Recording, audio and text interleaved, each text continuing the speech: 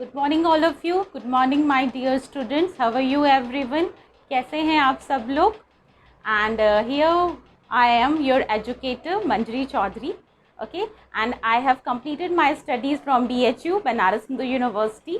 Okay, so students, आज हम लोग जो टॉपिक डिस्कस करने वाले हैं वो बहुत इम्पोर्टेंट टॉपिक है. ओके, सो ये इम्पॉर्टेंट क्यों है? बिकॉज जैसा कि मैंने आपको कल की क्लास में बताया था, जो मेरे प्रीवियस लेक्चर था उसमें मैंने आपको कैटेगराइज किया था कि कोई भी टॉपिक जब हम पढ़ेंगे तो उसको क्लासीफाई करके पढ़ेंगे. ओके, जिससे हमारे सारे concepts one by one clear होते जाएंगे. Is that okay? ठीक है. अब देखिए बेसिकली क्या है, इससे जो है सेल साइकिल से जो आज का हमारा टॉपिक है, इससे नंबर ऑफ़ क्वेश्चंस जो हैं काफ़ी अराइज होते हैं नीट के पेपर में. एंड ये बहुत इंपॉर्टेंट टॉपिक है. ओके, तो सबसे पहली बात जो हमारा टॉपिक है सेल साइकिल. ओके, तो सेल साइकिल में बेसिकली क्या होता है, सबसे पहले तो हम ये जानेंगे कि किसी भी सेल को डिवाइड करने की क्या नीड होती है. क्या सेल को डिवीज़न करना इम्पॉर्टेंट होता है? क्या सेल बिना डिवाइड किए हुए नहीं रह सकती है? और अगर डिवाइड नहीं करेगी तो क्या प्रॉब्लम्स हो जाएगी? और अगर एक्सेसिव डिवाइड करेगी तो क्या हो जाएगा? ठीक है, तो ये सारा कंडीशन हम लोग आज डिस्कस करेंगे. This is what very important topic. Okay, तो सबसे पहली बात कि सेल को डिवीज़न की नीड क्या होती है. ओके, वाई सेल क्यों डिवाइड करता है? तो इस क्वेश्चन का आंसर है कि देखिए जैसे कि कोई भी सेल है, ठीक है, तो उसको अपनी मेटामॉर्फोजेनेसिस या मेटाबॉलिकली एक्टिव रहने के लिए उसको डिवाइड करने की नीड होती है. ठीक है. एंड दूसरा क्या पॉइंट होता है, दूसरा क्या पॉइंट है कि सेल को डिवाइड इसलिए करना इम्पॉर्टेंट है जिससे कि उसका सेल नंबर मेंटेन रहे. क्लियर? अब सेल नंबर क्या होता है? ओके, तो सेल नंबर क्या होता है बेटा? देखिए जैसे कि कोई भी सेल है आपकी, क्लियर, ठीक है, मैं यहाँ बताती हूँ आपको कि मान लीजिए कि कोई भी सेल है आपकी 2n. Okay, and there n is क्या है यहाँ पे? n is number of chromosomes. Okay, n क्या है? नंबर ऑफ क्रोमोसोम्स है. तो अगर इस सेल को अपना ये फॉर्म मेंटेन रखना है, 2n सेल नंबर है, 2n ही रहेगा, तो इसको डिवाइड करना पड़ेगा ताकि वो अपना नंबर मेंटेन कर सके. फॉर एग्ज़ाम्पल इसको हम इजी लैंग्वेज में समझते हैं कि अगर आप जो है फूड इनटेक करते हो, क्या नीड है आपको फूड इनटेक करने की? क्यों? ताकि हमारी बॉडी की मेटामॉर्फोजेनेसिस प्रॉपर होती रहे. क्लियर? सारी प्रोसेसिंग सही से होती रहे, इसीलिए तो हम फूड इनटेक करते हैं. रेस्पिरेशन होता है, डाइजेशन होता है.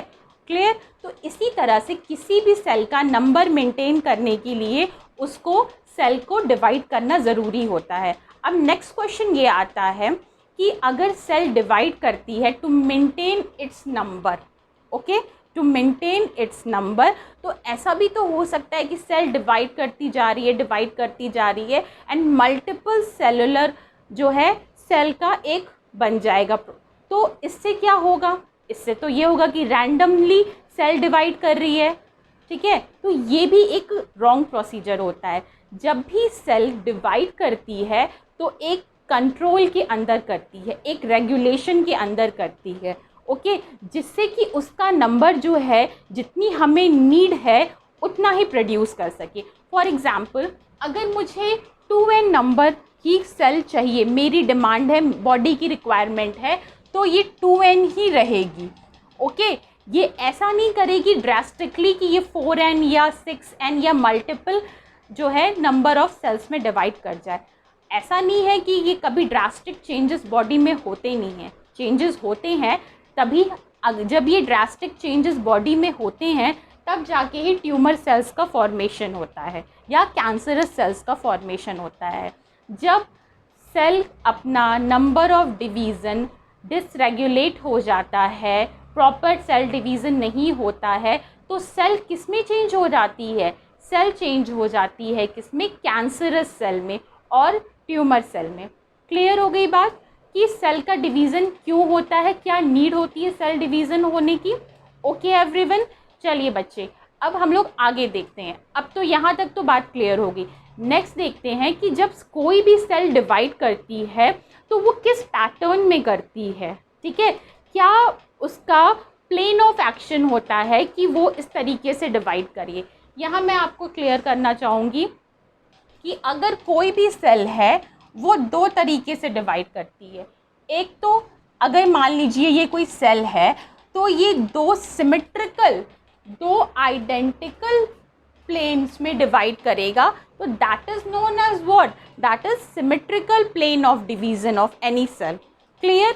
बट अगर जो है सेल डिवाइड किया और इसका प्लेन ऑफ डिवीजन सिमेट्रिकल नहीं हुआ, ओके, ये एक स्मॉलर है, ये लार्जर है, दो अनसिमेट्रिकल में डिवीजन हुआ, तो फिर ये इस टाइप का डिवीजन क्या कहलाएगा, that is unsymmetrical division. Clear. तो एक चीज़ तो क्लियर हो गई कि अगर जो आपका डिवीज़न है, सेल डिवीज़न है, it can be either symmetrical और unsymmetrical. Is that clear everyone? चलिए ये भी पॉइंट क्लियर हो गया, ठीक है। अब देखिए नेक्स्ट क्या होता है। नेक्स्ट क्या होता है कि अब आपका क्वेश्चन ये होना चाहिए कि मैम किस सेल में जो है सिमेट्रिकल डिवीज़न होगा, किस में अनसिमेट्रिकल डिवीज़न होगा। ओके, तो बच्चे सबसे पहली बात तो आप लोग ये ध्यान में रखिए कि जो सिमेट्रिकल डिवीज़न होता है वो सिर्फ और सिर्फ सोमैटिक सेल्स में होता है। क्लियर। एंड जो अनसिमेट्रिकल डिवीज़न होता है वो होता है आपका जर्म सेल्स में। ओके, तो देखिए अब आपका नेक्स्ट क्वेश्चन है कि सोमैटिक सेल्स क्या होती हैं। तो देखिए हमारी बॉडी है, ठीक है, हमारी बॉडी बहुत सारे सेल्स से मिलके बनी है, ठीक है। तो अगर मेरी बॉडी का मैं कोई भी सेल एज्यूम कर लूँ, चाहे वो मेरे टिश्यूज़ हों, चाहे वो मेरे लेग्स के टिश्यूज़ हों, सेल्स हों, या मेरे हैंड्स के हों, या मेरी बॉडी की किसी भी पार्ट के, ठीक है, तो that is what known as somatic cells. Clear. But अगर मैं जर्म सेल्स की बात करूं या गैमेट्स की बात करूं, गैमेट्स आप समझते हैं ना कि जब male gamete and female gamete fuse करती है तो जाइगोट का फॉर्मेशन होता है। तो इन्हीं गैमेट सेल्स में किस तरीके का डिवीज़न होगा, कैसा प्लेन ऑफ डिवीज़न होगा, that is unsymmetrical plane of division. Clear. तो डिफरेंस समझ में आया कि सोमैटिक सेल्स क्या होती हैं और होती हैं एंड जर्म सेल्स क्या होती है। सोमैटिक सेल्स हमारी बॉडी की एनी सेल्स हो सकती हैं, जबकि जर्म सेल जो होती है सिर्फ और सिर्फ गैमेटिक सेल्स होती हैं। Is that clear everyone? चलिए अब आगे मूव करते हैं, ठीक है। ये बात हो गई। दूसरा पॉइंट, इम्पॉर्टेंट पॉइंट ये होता है कि देखिए अगर क्या एक क्वेश्चन ये भी अराइज होता है एग्ज़ाम में, नीट के पेपर में आ जाता है कि क्या बॉडी का हर एक सेल डिवाइड होता है। आपके पास कुछ एग्जाम्पल्स नीचे दिए हुए होंगे तो उसमें क्वेश्चन आ जाता है, ठीक है। तो क्या बताइए ये क्वेश्चन सही है कि क्या बॉडी का हर सेल डिवाइड होता है? नहीं, बिल्कुल रॉन्ग।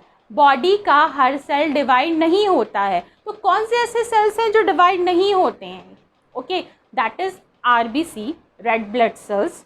ओके, एक तो आपका रेड ब्लड सेल्स होता है, दूसरा नर्वस सेल्स होता है, एंड तीसरा होता है मसल सेल्स। याद रखिएगा बिल्कुल टिप पे कि ये तीनों जो सेल्स होते हैं बिल्कुल भी सेल डिवीज़न में पार्टिसिपेट नहीं करते हैं, ये डिवाइड नहीं करते हैं। ओके, क्लियर है यहाँ तक?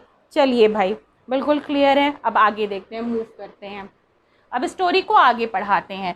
बिल्कुल ध्यान से आप लोग नोट्स बनाते हुए चलिए, साथ साथ में समझते हुए चलिए। मैं जो भी बोल रही हूँ मैं एक एक पॉइंट को ध्यान से सुनिए, और ऐसे ही हम लोग हर टॉपिक को बहुत इजीली डील करेंगे। ओके, कोई प्रॉब्लम नहीं होगी आपको।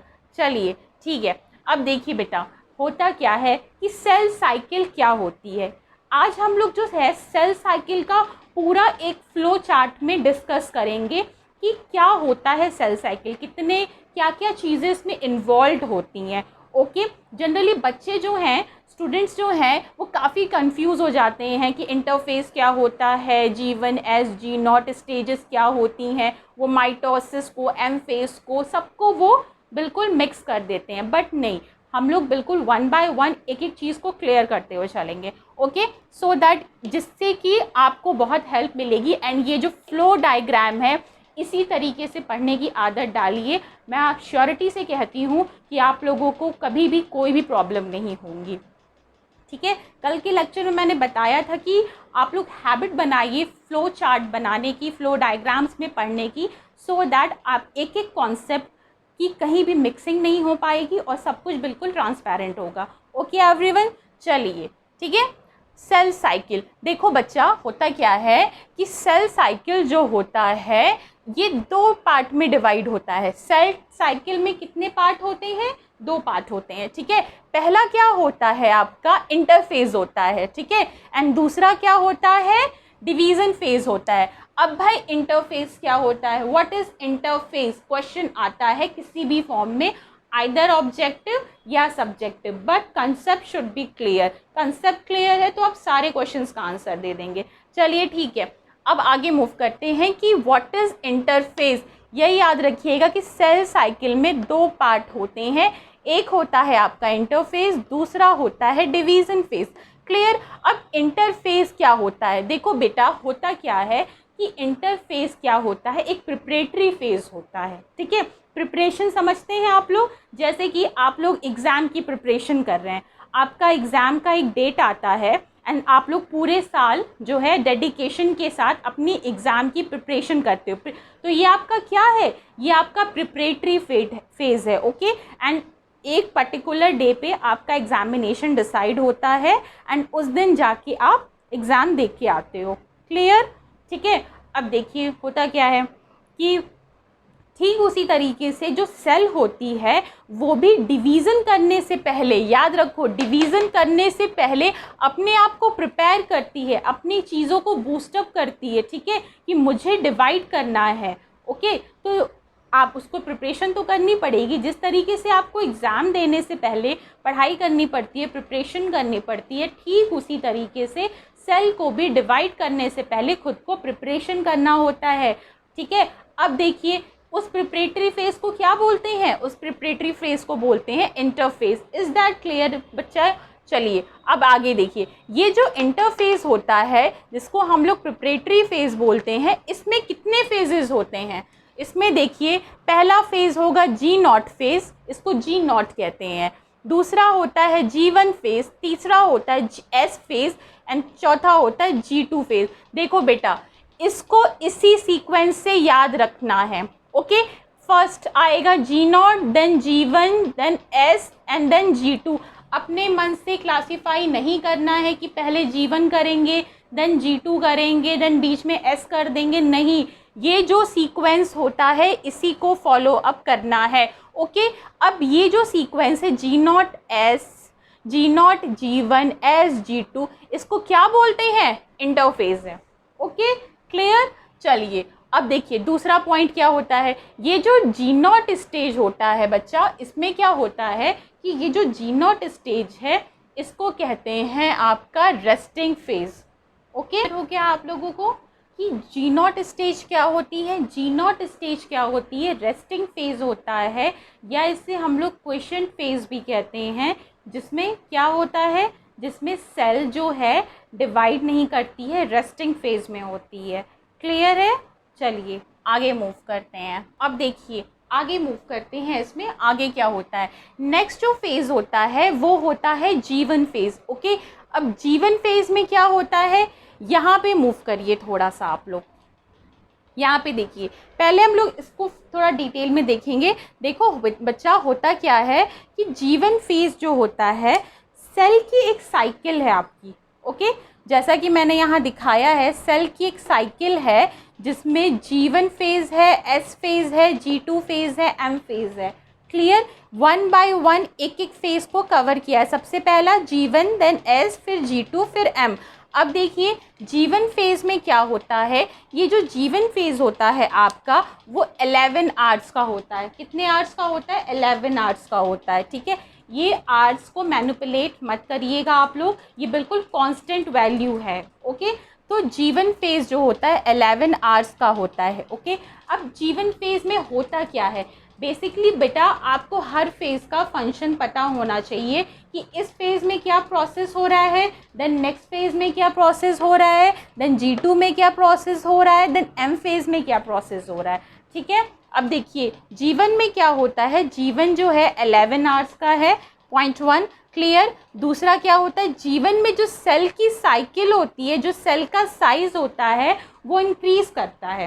कैसे इंक्रीज़ करता है, जैसे कि जब G0 स्टेज में था तो सेल जो है प्रिपरेटरी फेज में था। ओके, फॉर एग्ज़ाम्पल आप एग्ज़ाम देने जा रहे हो तो आप प्रिपरेशन कर रहे हो। ओके, प्रिपरेशन के लिए आपको क्या ज़रूरत है, आप अच्छे से अपना फूड इनटेक लोगे, अच्छे से ब्रेकफास्ट करोगे, लंच करोगे, डिनर करोगे, ताकि आप जो है फिज़िकली स्ट्रांग हो सको और अच्छे से जो है स्टडीज़ कर सको अपनी। ठीक है, तो यही सेम चीज़ क्या होती है, सेल के साथ भी होती है। सेल भी जो है खाता पीता है, मोटा होता है, अच्छे से न्यूट्रिशन एब्जॉर्ब करता है सारा, ताकि वो डिवाइड अच्छे से कर सके। कोरिलेट कर पा रहे हो आप लोग? ठीक है, अब देखिए सेल का जो है, सेल ने खाया पिया, फूड इनटेक किया, सब कुछ किया, सारा प्रोसेस अच्छे से किया, सो दैट जो है सेल की जो साइज जो है इंक्रीज हो गई। किस फेज में हुई, G1 फेज में। ओके, अब नेक्स्ट देखिए, अब जो है सेल जो है मेटाबॉलिकली एक्टिव हो जाता। क्यों मेटाबॉलिकली एक्टिव हो जाता है, बिकॉज जब आपने खाया पिया, अच्छे से आराम किया, तो बॉडी का मेटाबॉलिज्म भी तो फास्ट हो जाएगा। ठीक है, अगर आप अच्छे से खाओगे पिएगे तो ही तो आप दौड़ सकते हो। अगर आप अच्छे से नहीं, आपका न्यूट्रिशन जाएगा बॉडी में, तो क्या आप मेटाबॉलिकली एक्टिव होगे, नहीं, आप बिल्कुल पूरे दिन चुपचाप से बैठे रहोगे, कोई काम नहीं करोगे। सेम यही प्रोसेस होता है बेटा इसके साथ, मेटाबॉलिकली सेल एक्टिव हो जाता है बिकॉज सेल ने बहुत सारा न्यूट्रिशन जो है इनटेक किया है, एब्जॉर्ब किया है। क्लियर। अब देखो नेक्स्ट, देखो क्या होता है कि सेल के जो ऑर्गेनल्स होते हैं उनका डुप्लीकेशन हो जाता है। अब भाई ये क्या होता है कि सेल का ऑर्गेनल्स का डुप्लीकेशन होता है। जैसा कि आप सब लोग जानते हैं कि सेल में बहुत सारे ऑर्गेनल्स होते हैं। किस टाइप के सेल्स में, यूकैरियोटिक सेल्स में, नॉट प्रोकैरियोटिक सेल्स में। प्रोकैरियोटिक सेल्स में सेल ऑर्गेनल्स नहीं होते हैं। क्लियर। अब देखिए कौन कौन से सेल ऑर्गेनल्स हैं, जैसे माइटोकॉन्ड्रिया है, क्लोरोप्लास्ट है, पेरोक्सीसोम है, ये सारे जो हैं सेल ऑर्गेनल्स जो होते हैं आपके, चाहे अब वो आपके किसी भी फेज़ में हो, इस फेज़ में क्या होगा, डुप्लीकेट कर जाएगा। अगर एक माइटोकॉन्ड्रिया है तो डबल हो जाएगा, ट्रिपल हो जाएगा। ओके, क्यों ऐसा हो जाएगा भाई, उसको डिवाइड जो करना है। ओके, तो अगर किसी चीज़ को डिवाइड करना है, 1 से 2 बनाना है, तो उसको अपना ऑर्गेनल्स भी तो डबल करना पड़ेगा। आपको बात समझ में आ रही है? चलिए, ये तो रही इस फेज़ की बात। तो क्वेश्चन बेसिकली यहाँ से उठ के आता है कि G1 फेज़ में आपको पूछ लेगा, किसमें से कोई एग्जाम्पल दिया रहेगा एंड क्वेश्चन कि हाँ इस फेज़ में क्या होता है। ठीक है, तो ये क्लियर है। नेक्स्ट आइए बच्चा लोग कि नेक्स्ट फेज़ है हमारा S फेज़। ठीक है, यहाँ पे सारा प्रोसेस हुआ। ठीक है, अब सेल जो है इस बैरियर को क्रॉस करके S फेज़ में एंटर कर जाएगी। S फेज़ में क्या होगा, S फेज़ 8 आवर्स का होता है। ओके, अब देखिए यहाँ पे आप एक चीज़ मैं बताना चाहूँगी, पॉइंट आपको क्लियर करना चाहूँगी कि ये जो आपका आप बोल रहे हो कि 11 आवर्स का होता है, 8 आवर्स का होता है, नेक्स्ट फेज़ जो होता है 4 आवर्स का होता है, ये क्यों? देखो बेसिकली होता क्या है बेटा कि जो आपका सेल डिवीज़न होता है 24 घंटे में होगा आपका। ओके, 24 आवर्स में होगा। तो इस 24 आवर्स में ही तो सेल का डिवीज़न होगा, क्योंकि ये एक साइकिल होती है पूरी की पूरी। तो ये जो साइकिल होती है वो कितने आवर्स में कंप्लीट होगी, 24 आवर्स में कंप्लीट होगी। तो इसी 24 आवर्स में जो सबसे ज़्यादा टाइम कंज्यूमिंग होता है, सबसे ज़्यादा टाइम लेता है सेल को डिवाइड करने के लिए, सेल को रेडी करने के लिए, क्यों? क्योंकि 11 आवर्स है। ओके, तो क्वेश्चन ये भी आता है कि अगर इंटरफेज है, इंटरफेज समझ रहे हो ना, दिस इज व्हाट इंटरफेज। अगर इंटरफेज का प्रोसेस है तो सेल सबसे ज़्यादा टाइम किस फेज में लेगी डिवाइड करने के लिए, तो answer will be G1 phase. Okay, चलिए नेक्स्ट दूसरा क्या है, S फेज है। S फेज कितने आवर्स का होता है, 8 आवर्स का। Point number 1। दूसरा इम्पॉर्टेंट पॉइंट कि जो S फेज का कैरेक्टरिस्टिक फीचर होता है, जो सबसे मोस्ट इम्पॉर्टेंट फीचर होता है आपका S फेज का, that is what, that is DNA replication. ये सबसे कैरेक्टरिस्टिक फीचर होता है कि S फेज में DNA का रेप्लिकेशन होता है। DNA रेप्लिकेशन क्या होता है कि जब एक स्टैंड ऑफ DNA रेप्लिकेट करके या अपनी रेप्लिका बना लेती है, बिल्कुल अपने जैसी दूसरी कॉपी DNA की। मतलब अगर ये मार्कर, ये पेन है, इसमें रेप्लिकेशन मैं कर दूं तो ऐसे ही 2 जो है बिल्कुल आइडेंटिकल कॉपी जो है प्रोड्यूस होगी। ठीक है। रेप्लिकेशन का मतलब ही ये होता है अपनी रेप्लिका बना देना। क्लियर, समझ में आया? तो रेप्लिकेशन प्रोसेस किस में होगी आपकी? एस फेज में। This is what the characteristic feature of this phase. Okay, चलिए नेक्स्ट देखिए कि अब क्या होता है एस फेज में, कि हिस्टोन का सिंथेसिस होता है। ओके, अब हिस्टोन प्रोटीन क्या होती है? देखो बच्चे कि डीएनए क्या होता है, डीएनए क्या होता है, किस चीज़ से मिलके बना होता है? हिस्टोन प्रोटीन से मिलके बना होता है। क्लियर? हिस्टोन क्या है? ये एक प्रोटीन होती है, ये एक एसिडिक प्रोटीन होती है। क्वेश्चंस आते हैं इससे। मेरी एक एक बात को, एक एक पॉइंट को आप लोग बहुत ध्यान से सुनिए, ठीक है, क्योंकि क्वेश्चंस एक एक पॉइंट से राइज होते हैं। ओके, तो चलिए एंड साथ ही साथ नोट डाउन करते जाइए। सो क्या होता है, what is histone protein? Histone protein is a protein which is acidic in nature, found in DNA. Clear? Which cell, किस सेल में पाया जाएगा? Eukaryotic cell. ओके, चलिए क्लियर। दूसरा क्या होता है एस फेज में, और क्या पाया जाता है? एमसीएम हेलिकेज का एक्टिवेशन होता है। Now what is MCM helicase? देखो एमसीएम हेलिकेज क्या होता है? डीएनए की रेप्लिकेशन में हेल्प करता है। क्या करता है? डीएनए की रेप्लिकेशन में हेल्प करता है। हेलिकेज का क्या मतलब होता है? मतलब हेलिक्स को तोड़ने वाला। वर्ड से ही क्लियर करिए, जब भी हम लोग पढ़ेंगे तो वर्ड टू वर्ड हर चीज़ क्लियर करेंगे। हेलिकेज मतलब जो कि डीएनए को, स्ट्रैंड को तोड़ दे। अगर कोई भी डबल स्टैंडर्ड डीएनए है और मुझे इसकी रेप्लिका बनानी है तो मुझे पहले इस डबल स्टैंडर्ड डीएनए को ब्रेक करना होगा। ओके, ब्रेक करने के बाद मैं इसकी दो स्टैंड जो है ऐसे सेपरेट हो जाएगी, तो उसकी एक स्टैंड को मैं यूज़ करूँगी as a parent DNA and उससे क्या बना देंगे? Daughter DNA. ठीक है, रेप्लिकेशन, ट्रांसक्रिप्शन, ट्रांसलेशन, ये सब मैं आपको मॉलिक्यूलर बायोलॉजी में, मॉलिक्यूलर इनहेरिटेंस में डिटेल में पढ़ाऊंगी। ठीक है, चलिए अभी समझ गए क्या होता है इसमें। दूसरा क्या प्रोसेस नेक्स्ट होता है? नेक्स्ट होता है आपका सेंट्रियोल का डुप्लीकेशन स्टार्ट हो जाता है। ओके, तो एस फेज में क्या होता है? सेंट्रियोल का डुप्लीकेशन हो जाता है। अब सेंट्रियोल क्या होता है? देखिए एक पॉइंट बहुत इंपॉर्टेंट है जिससे क्वेश्चन आता है एंड बच्चे क्या होते हैं बेसिकली इसमें कंफ्यूज कर जाते हैं।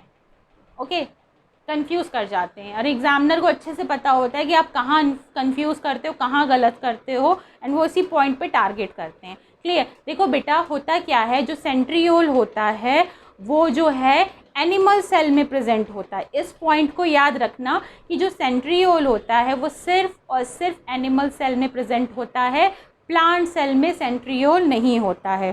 क्लियर? प्लांट सेल में नहीं होता। दूसरा पॉइंट क्या है? तो सेंट्रियोल होता क्या है? सेंट्रियोल क्या करता है? सेल के डिवीज़न में हेल्प करता है। ओके ओके, क्लियर है? अब सेल के डिवीज़न में कैसे हेल्प करता है, कैसे जो है जब एक सेल खींच के दो डिफरेंट सेल्स में डिवाइड हो जाती है with the help of centriole. Okay, ये हम लोग जब माइटोसिस एंड मियोसिस डिस्कस करूँगी मैं नेक्स्ट क्लास में, तब आपको और भी डिटेल में और भी अच्छे से समझ में आएगा। क्लियर? वहाँ पे हम लोग सेंट्रियोल क्या जो भी आपका काइनेटोकोर प्रोटीन होता है एवरीथिंग डिटेल में डिस्कस करेंगे। तो ठीक है, सेंट्रियोल का समझ में आया आपको कि सेंट्रियोल जो है एनिमल सेल्स में रहेगी, प्लांट सेल में एब्सेंट होती है और ये सेल के डिवीज़न में हेल्प करती है। क्लियर?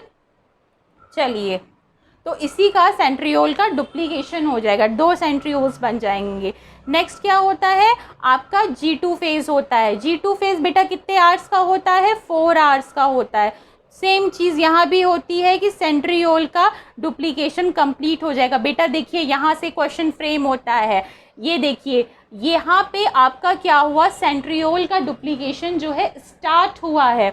ओके, पॉइंट पे ध्यान दीजिए। एंड यहाँ पे क्या है? सेंट्रियोल का डुप्लीकेशन कंप्लीट हुआ है। किसी भी चीज़ की स्टार्टिंग में और उसकी कंप्लीट होने में डिफरेंस होता है। Am I clear? ठीक है, अब देखिए दूसरा पॉइंट कि जो ट्यूबुलिन्स प्रोटीन होते हैं उनकी सिंथेसिस होती है G2 फेज़ में। अब ट्यूबुलिन प्रोटीन्स क्या होते हैं? जब सेल डिवाइड करती है तो आपने साइटोस्केलेटन का नाम सुना होगा। साइटोस्केलेटन एक सेल ऑर्गेनल होता है, ठीक है। साइटोस्केलेटन में क्या होता है, ट्यूबुलिन प्रोटीन्स होती हैं, बेसल बॉडीज़ होती हैं, क्लियर। तो यही ट्यूबुलिन प्रोटीन जो कि आपका साइटोस्केलेटन बनाने का में हेल्प करता है, उसी का सिंथेसिस होता है। नाउ अब देयर इज़ अ क्वेश्चन कि साइटोस्केलेटन क्या होता है। जैसे कि ह्यूमन बॉडी में या एनिमल सेल्स में आपका स्केलेटन सिस्टम है, हमारा एक स्केलेटन सिस्टम है, सेम उसी तरीके से प्लांट में भी अपना एक स्केलेटन सिस्टम होता है, क्लियर। तो उनका स्केलेटन सिस्टम कैसे बनता है, ट्यूबुलिन प्रोटीन से मिलके बनता है, ठीक है। उनका स्केलेटन सिस्टम साइटोस्केलेटन सिस्टम कहलाता है। वो साइटोस्केलेटन किससे मिलके बना होता है, ट्यूबुलिन प्रोटीन से मिलके बना होता है, क्लियर, समझ में आई बात। चलिए नेक्स्ट आगे मूव करते हैं हम लोग। दूसरा चीज़ देखिए, हम लोगों ने पूरा इंटरफेस कवर अप किया, कितने टाइप्स होते हैं, हर एक फेज़ में क्या क्या प्रोसेस होता है, इंटरफेस इज कंप्लीटेड। अब देखिए दूसरा पॉइंट जो हम लोग एक फ्लो चार्ट में भी डिस्कस कर रहे हैं, डिटेल में आगे करेंगे, ठीक है, नेक्स्ट क्लास में। नेक्स्ट देखिए कि mitosis. Now what is mitosis, ठीक है। जैसा कि मैंने बताया था, पहले सेल G1 में जाएगी, फिर S में एंटर करेगी, फिर G2 में, देन M फेज में। Now what is this M phase, this M phase is known as mitosis, here this is, okay. चलिए ये रहा आपका माइटोसिस या M फेज, ओके। चलिए अब ये माइटोसिस में कितने फेज होते हैं, ओके। माइटोसिस में कितने फेज होते हैं, पहला होता है प्रोफेज, दूसरा होता है मेटाफेज, तीसरा होता है prophase, metaphase, anaphase, fourth one telophase. Point याद रखिएगा, okay. Prophase, metaphase, anaphase, telophase, 4 types के आपके 4 phases are included in this phase, which phase, mitosis, okay. चलिए दूसरा आया मियोसिस। अब मियोसिस क्या होता है, मियोसिस क्या होता है कि मियोसिस 2 टाइप का होता है, एक होता है मियोसिस 1 और दूसरा होता है आपका मियोसिस 2, ठीक है। देखिए बेटा, हम लोग माइटोसिस और मियोसिस को नेक्स्ट क्लास में डिटेल में पढ़ेंगे। अभी मैं आपको पूरा सेल साइकिल को, जो कि बहुत इंपॉर्टेंट है आपके लिए जानना, उसको डिस्कस करें कि what is cell cycle, okay. चलिए नेक्स्ट देखिए, ये क्लियर हो गया, यहाँ तक किसी को कोई प्रॉब्लम, ओके। चलिए आगे मूव करते हैं। ये देखिए एम फेज, एम फेज क्या होता है, that is what, mitosis phase, okay. अब देखिए कि मैंने G1 बता दिया, S बता दिया, G2 बता दिया कि इन फेजेस में क्या प्रोसेस होता है, बट M फेज में क्या होता है, M फेज में 2 मोस्ट इम्पॉर्टेंट प्रोसेसेस होते हैं। ये क्वेश्चंस आते हैं कि M फेज में कौन सा प्रोसेस होता है, क्रिस क्रॉस करके क्वेश्चन यहीं से बनते हैं। अगर आपका कंसेप्ट क्लियर है तो क्वेश्चन चाहे राइट से आए चाहे लेफ्ट से आए, आप हर तरीके से कर लेंगे। चलिए ठीक है, अब देखिए कि ये जो एम फेज होता है, इसमें कैरियोकाइनेसिस होता है एंड साइटोकाइनेसिस होता है। अब ये कैरियोकाइनेसिस क्या होता है, देखिए कैरियोकाइनेसिस क्या होता है या साइटोकाइनेसिस। देखो बेटा, कैरियोकाइनेसिस का मतलब होता है न्यूक्लियस का डिवीज़न, याद रखो। कैरियोकाइनेसिस से क्या मतलब है, न्यूक्लियस का डिवीज़न, न्यूक्लियस का डिवीज़न, ओके, ठीक। एंड साइटोकाइनेसिस वर्ड क्या क्लियर कर रहा है, मीन्स साइटोप्लाज्म, मीन्स साइटोप्लाज्म का डिवीज़न। तो ये दोनों डिवीज़न किस में होते हैं, एम फेज में, माइटोसिस फेज में, ओके। चलिए अब आगे मूव करते हैं। चलिए अब देखिए एक बहुत इम्पॉर्टेंट, जिसमें बच्चे बहुत कंफ्यूज होते हैं, वो पूरे टाइम कंफ्यूज रहते हैं। क्यों कंफ्यूज रहते हैं, क्योंकि वो चीज़ों को समझते नहीं हैं, वो रट लेते हैं। आप लोग बेटा मिस्टेक क्या करते हो, अगर आपको कोई चीज़ समझ में नहीं आती है, चाहे वो कोई भी फॉल्ट हो, ठीक है, तो आप उसको ना ट्राई करते हो कि हम इसे लर्न कर लें आँख बंद करके, विच इज़ वेरी रॉन्ग। आपको कोई भी अगर बोर्ड का एग्ज़ाम देना है, देन इट इज़ ओके कि somehow it will work in at some place, okay, but हम कॉम्पिटिटिव पेपर में इट डजंट वर्क, बिकॉज अगर आपका कंसेप्ट क्लियर नहीं है तो आप सामने वाला एग्जामिनर राइट से क्वेश्चन पूछ रहा है, लेफ्ट से पूछ रहा है, कैसे फ्रेम करें, you never know, you can't expect the questions, okay. तो अगर आप अंडरस्टैंड नहीं करोगे टॉपिक को, तो आप जो है क्वेश्चन का परफेक्ट आंसर नहीं दे पाओगे। तो यहाँ पे हम लोग बहुत इंपॉर्टेंट पॉइंट है जिनमें बच्चे बहुत कंफ्यूज होते हैं, बहुत ध्यान से सुनिएगा, कोई कन्फ्यूज़न नहीं होगा इसके बाद। चलिए ठीक है, माइटोसिस। अब देखो बेटा लोग कि क्वेश्चन क्या पूछता है, कि क्वेश्चन ये आ जाता है कि मान लीजिए इसमें से कोई भी एक फेज़ दे देगा, ठीक है, और बोलेगा कि बताओ इसमें नंबर ऑफ क्रोमोसोम कितने होंगे या नंबर ऑफ आपका डीएनए क्या होगा। याद रखिए कि ये जो एन है ये क्या रिप्रेजेंट कर रहा है, ये नंबर ऑफ क्रोमोसोम रिप्रेजेंट कर रहा है, ओके। एंड ये जो सी है बेटा ये रिप्रेजेंट कर रहा है कंसंट्रेशन ऑफ डीएनए। क्लियर। चलिए अब देखिए, अगर मेरे पास क्वेश्चन आ जाए कि G1 फेज में नंबर ऑफ क्रोमोसोम क्या होगा 2n, S फेज में कितने number of chromosome 2n, G2 में 2n, ओके। यहाँ तक क्लियर है, ठीक है। अब देखिए एक पॉइंट को याद रखिए बिल्कुल टिप पे, कि जो इंटरफेज होता है उसमें number of chromosome G1S G2M इन तीनों में 2n होता है। याद रखिए इस पॉइंट को, 2n क्रोमोसोम नंबर पूरे इंटरफेज में होता है। क्यों ऐसा होता है? बिकॉज अभी क्रोमोसोम डिवाइड नहीं किया है। जब तक क्रोमोसोम डिवाइड नहीं करेगा तब तक उसका नंबर इंक्रीज या डिक्रीज कैसे होगा, ठीक है। जब डिवीज़न किस में होता है भाई, या तो उसमें साइटोकाइनेसिस हो या उसमें कैरियोकाइनेसिस हो या साइटोप्लाज्म का डिवीज़न हो या फिर न्यूक्लियस का डिवीज़न हो, तो ही तो आपका डिवीज़न होगा। बिना डिवीज़न के क्या क्रोमोसोम नंबर अपना चेंज होगा? नहीं होगा। तो याद रखिए इंटरफेज में क्रोमोसोम नंबर सारे फेजेस में कितने होंगे, G1S G2M में 2n। चलिए आइए यहाँ मूव करिए, यहाँ देखिए कि जो आपका G1 फेज में अगर आपसे पूछे कि कंसंट्रेशन ऑफ डीएनए क्या है 2C, ठीक। अब देखिए S फेज में अगर हम आते हैं तो यहाँ पे ये चेंज होता है।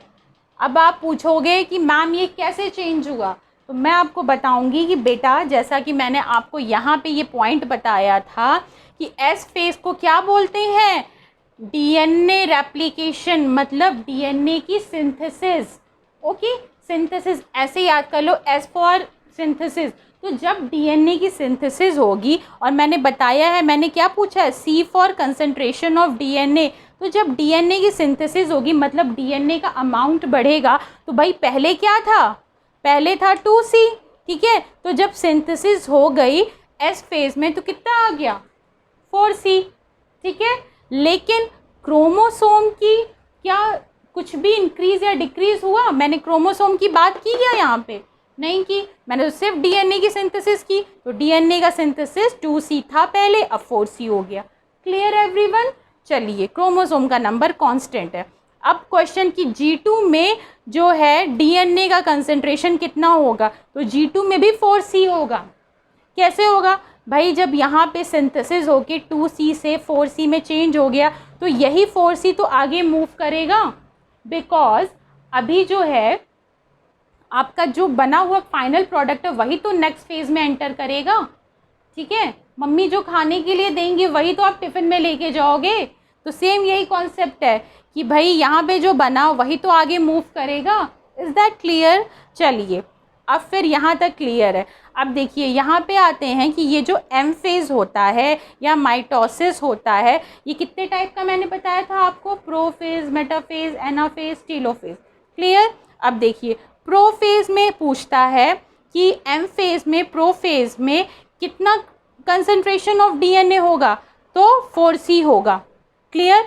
क्योंकि ये G2 से अब M में एंटर कर रहा है, ओके। G2 से M में एंटर कर रहा है।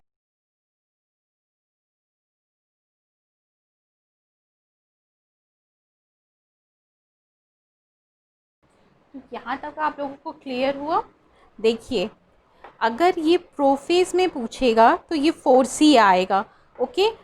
जो कंसंट्रेशन ऑफ डीएनए है 4C आएगा। बिकॉज कैसे?